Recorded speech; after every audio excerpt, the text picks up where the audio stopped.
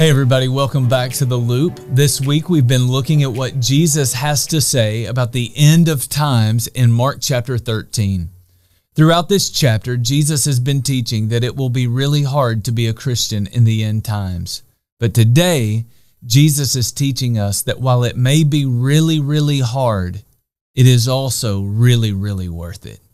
Listen to what Jesus said in Mark chapter 13, verses 26 and 27.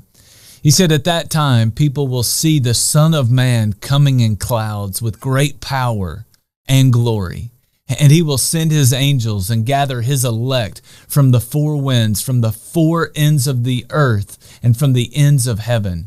This world is not going to last forever, and you know that. Scripture says that God has set eternity in the hearts of men.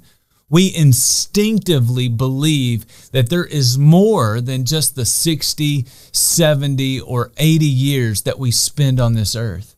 And so the hope that we have as Christians is that Jesus will return to the earth again to gather his people who will live with him in his kingdom for all eternity. Today, that is our hope. But on that day, at the end of time, it will be our reality. As you think about that, I want to remind you of something else Jesus said in John chapter 14, verses 1 through 3. "Do not let your hearts be troubled. You believe in God, but believe also in me. My Father's house has many rooms. If it were not so, would I have told you that I'm going there to prepare a place for you? And if I go to prepare a place for you, I will come back and take you to be with me, so that where I am, you may also be."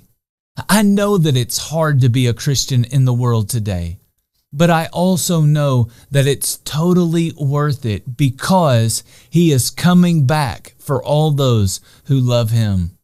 Billy Graham once said this about the second coming of Christ. He said, "Bible teaching about the second coming of Christ was thought of as doomsday preaching, but not anymore.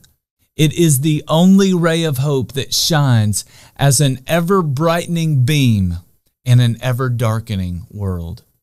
If you are a follower of Jesus, he is coming back for you one way or another. May that be your ray of hope, your ever-brightening beam in an ever-darkening world.